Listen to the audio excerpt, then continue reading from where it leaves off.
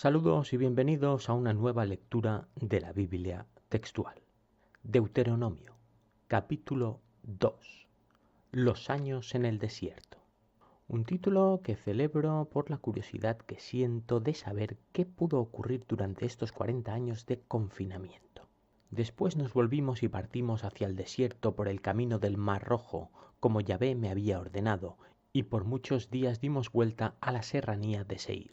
Entiendo que este después se refiere a después de la famosa sentencia a morir en el desierto. Por lo tanto, después de la masacre que ha sufrido el pueblo de Israel rebelado, acobardado. En el capítulo anterior, en el primero de este Deuteronomio, llegamos a la conclusión de que el autor había cambiado. Esta conclusión no precisaba apenas de conjeturas. El texto, interpretado literalmente, prácticamente se confiesa. Y con este dato resulta muy curioso cómo aquí, en el inicio del capítulo siguiente, en el primer versículo, nos quiere convencer de que vuelve a ser Moisés quien escribe. Esta es la función de este pronombre me que sigue después de Yahvé. Este Dios no puede dirigirse a nadie más. Entonces Yahvé me habló diciendo.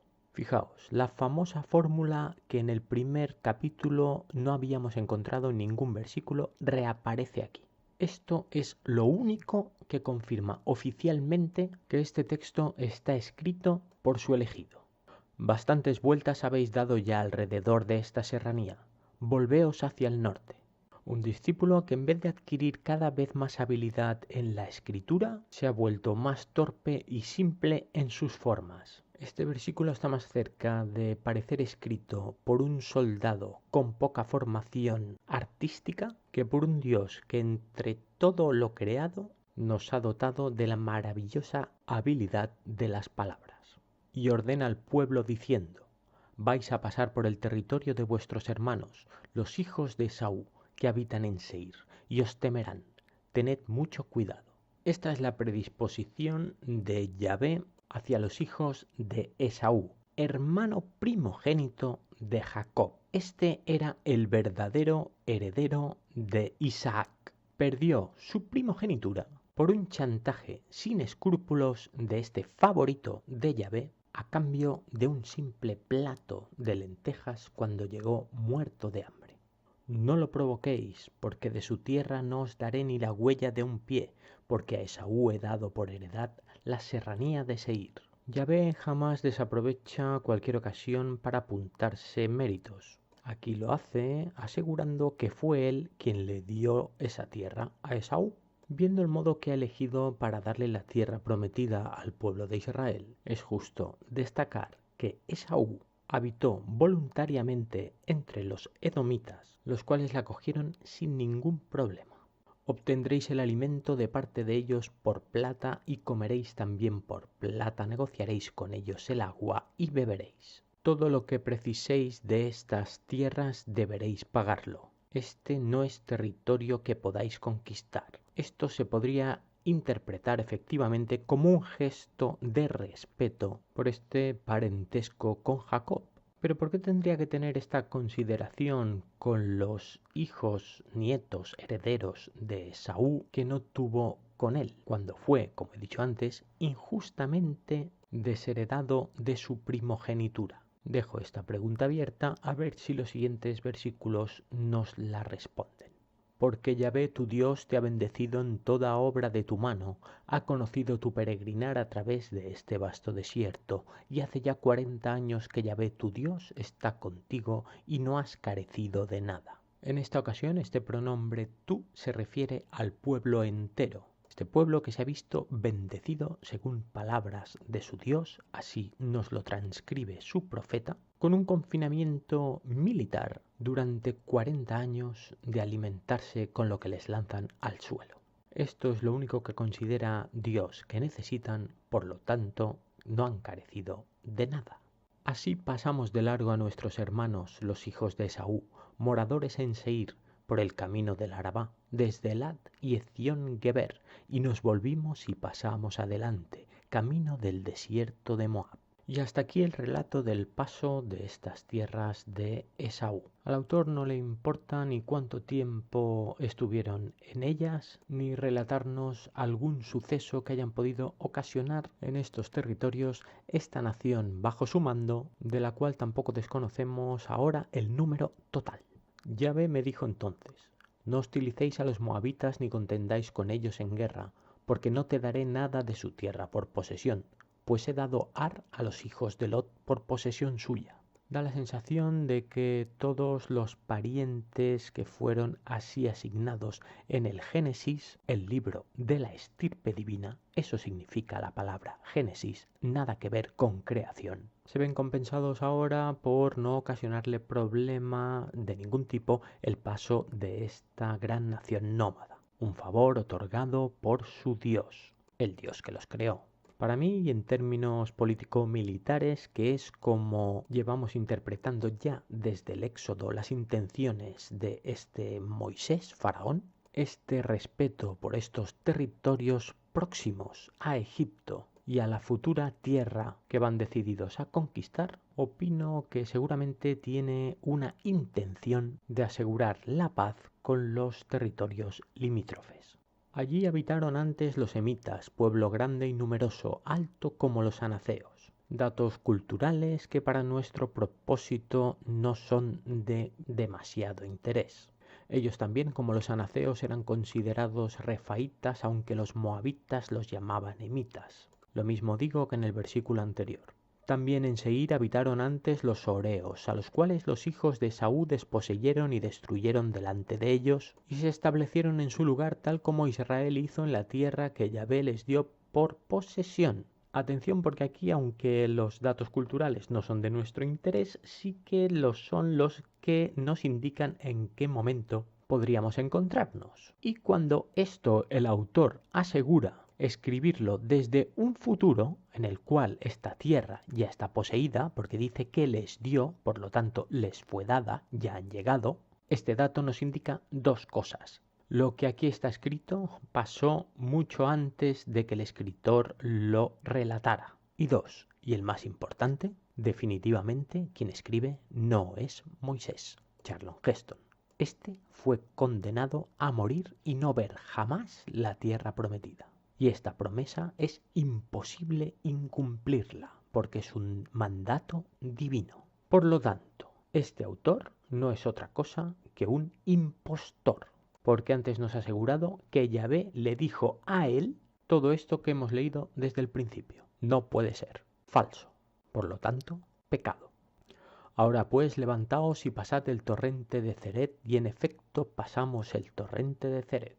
Los datos culturales no nos interesaban y los geográficos empiezan a dejar de ser de nuestro interés también. Queremos saber quién escribe, quién ha suplantado la identidad de Faraón, Moisés, el elegido de Yahvé, su reencarnación en la tierra.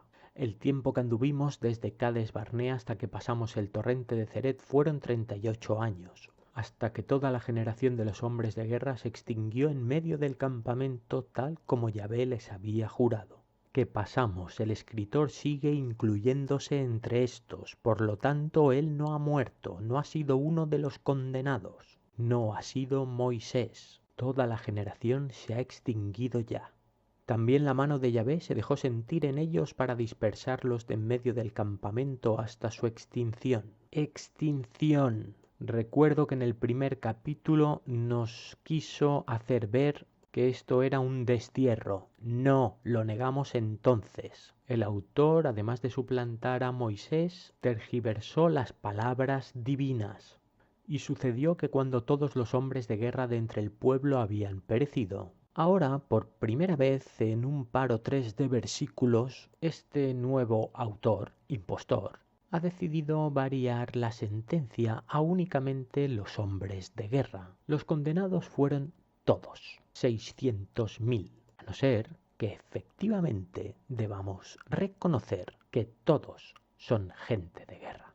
Yahvé me habló diciendo. El autor es hábil porque evita autoproclamarse Moisés. La fórmula, muy conocida por todos nosotros, siempre lo indicaba. Moisés transcribía el texto como si fuera una tercera persona. Este lo hace en primera. Se reconoce divino, se reconoce faraón. Hoy pasarás por Ar, la frontera de Moab. ¿Hoy cuándo? No importa. Solo quiero saber quién. Tengo mis sospechas. Sospechas fundamentadas con la lectura del propio texto, de aquel de quien sospechamos podía estar tramando un golpe de estado. Y te aproximarás a los límites de los hijos de Amón. No los hostigues ni los provoques, porque no te daré posesión de la tierra de los hijos de Amón, pues la he dado a los hijos de Lot por heredad. Esto también carece de interés para nuestro propósito. En cambio, sí que me resulta curioso estos hijos de Amón. Permitidme que traicione aquí como excepción mi propósito de no ir a apuntes fuera de la Biblia, pero considero que es un buen versículo para abrir la curiosidad a los amantes de la investigación. Ya he destacado que el autor o autores de estos textos presuntamente sagrados han tratado de evitar siempre nombrar a ningún faraón egipcio. Creo que su intención era la de complicar su datación. ¿En qué momento exacto nos encontramos? Y este descubrimiento de este pueblo, los amonitas, nos da una pista para descartar según qué tiempos. Amón es un dios bastante reciente en la historia del imperio egipcio, que ocasionó durante cierto periodo luchas internas entre partidarios de Amón y partidarios de Atón. No me entretendré más en esto. Es un tema del que no tengo suficiente formación para compartir con vosotros información veraz, pero sí que os invito a que indaguéis un poco y descubráis lo apasionante de este periodo, en el que se han inspirado grandes obras literarias, por supuesto, recomendadas como Sinué el egipcio, y con el que se relaciona directamente también el faraón más misterioso de la historia de Egipto, Tutankamón, hijo, curiosamente, del faraón que llevaba el sufijo del dios contrario en su nombre, Akenatón. Por lo tanto, si aquí ya hay territorios que están poblados por estos hijos de Amón, seguidores de Amón, coincide esta supuesta rebelión de Moisés con estos tiempos convulsos para Egipto. Era también conocida como tierra de los refaítas, pues antiguamente habitaron en ella los refaítas, a los que los amonitas llamaban zamzunitas. ¿Dónde está Dios? ¿Dónde está Moisés? Es una pregunta retórica. Nosotros sabemos dónde está, muerto, aunque no sepamos dónde está su tumba. Pueblo grande y numeroso, alto como los anaceos, que Yahvé destruyó delante de ellos, quienes los desposeyeron y habitaron en su lugar. Pues parece que Yahvé se otorga también la victoria sobre los anaceos. No la hemos leído, pero si aquí está escrito, pues será así, porque no se puede contradecir la palabra de Dios. Tal como hizo con los hijos de Saúl que habitan en Seir cuando destruyó a los horeos delante de ellos y ellos los desposeyeron y habitaron en su lugar hasta este día. Pues muy bien, para mí no tiene demasiado más interés lo que sigue. Y los caftoreos salidos de Caftor destruyeron los sabeos que moraban en aldeas hasta Gaza y habitaron en su lugar. Disponeos, partid y pasad el torrente de Arnón, he aquí entregado en tu mano a Sehón, rey de Hesbón el amorreo, y a su tierra. Comienza a conquistar y entra en batalla con él. Estos son los métodos de conquista de este ser divino y todopoderoso, la espada. Hoy mismo comienzo a infundir espanto y temor de ti entre los pueblos que existen bajo todos los cielos, los cuales cuando tengan noticia de ti temblarán y desfallecerán ante tu presencia. ¿Esto quién lo dice? ¿Quién es este ti? ¿Es Yahvé o es Yahvé quien se lo dice a Moisés? ¿A quién temerán estos? ¿A Yahvé o a Moisés? Hemos visto que hay varios reinos que ya rinden culto a este Dios Yahvé. Por lo tanto, es posible que a quien teman es a Moisés, pero este no está. Por lo tanto, es probable que a quien teman sea a quien le ha suplantado. Israel derrota a Sehón. Entonces envié embajadores desde el desierto de Cademot a Sehón, rey de Hesbón, con palabras de paz, diciendo: que quede claro en este texto que él siempre actúa con la paz por delante. Déjame pasar por tu tierra, marcharé constantemente por el camino sin desviarme ni a derecha ni a izquierda. No niego que esta sea su intención, porque ya he dicho antes que es importante política y militarmente la paz en territorios próximos. Esto facilitará la protección y los futuros pactos. Por plata me venderás alimento y comeré, y por plata me darás agua y beberé. Solamente déjame pasar. Esta petición es, por supuesto, obligatoria. Nadie puede entrar en un territorio sin el permiso de sus habitantes. Esto sería considerado en todos los tiempos una invasión. Como han hecho conmigo los hijos de Esaú que habitan en Seir y los moabitas que habitan en Ar, hasta que cruce el Jordán, a la tierra que Yahvé nuestro Dios nos da. Con esta intención, en esta declaración, ¿qué impedimento podría encontrar este ejército para que no le dejaran pasar? Solo uno, aunque muy evidente: el descontento y por tanto enemistad del imperio más poderoso de la zona y del momento, Egipto. No olvidemos que estos se han rebelado contra Faraón. Pero Sehón, rey de Hesbón, no consintió en dejarnos pasar por allí, porque Yahvé tu Dios había endurecido su espíritu e hizo obstinado su corazón, a fin de entregarlo en tu mano, como se ve en este día. La negativa de este rey de Hesbón, como veis, según dice Moisés o su impostor, según palabras directas de Yahvé, quien le habla, no es debido a lo que yo he dicho en el versículo anterior, no. Es que ha sido Yahvé quien ha decidido que le diga que no, para que así tenga excusa para enfrentarse a él. ¿Dónde queda entonces esta intención de pasar pacíficamente por este territorio? Este ejército no se puede permitir quedar aislado entre Egipto y los reinos de más allá de la península del Sinaí. Tiene que alejarse del imperio contra el que se rebeló. Tiene que protegerse. Entonces Yahvé me dijo: he aquí yo entrego delante de ti a Sehón y su tierra. Empieza pues a someterlo para que herede su tierra. No se puede permitir una negativa. En cualquier momento Egipto se vengará. El rey de Sehón no se puede permitir darle permiso de paso. En cualquier momento Egipto se lo haría pagar caro. Sehón está entre la espada y la pared. Y nos salió Sehón al encuentro, él y todo su pueblo, para combatir en Yahaza. No había otra opción. Y Yahvé, nuestro Dios, lo entregó delante de nosotros y lo derrotamos, así como a sus hijos y a todo su pueblo. Tras 38 años de entrenamiento militar durísimo en el desierto, este nuevo Moisés cuenta con un renovado ejército de 600.000 efectivos. En aquel tiempo capturamos todas sus ciudades y las consagramos al exterminio, hombres, mujeres y niños.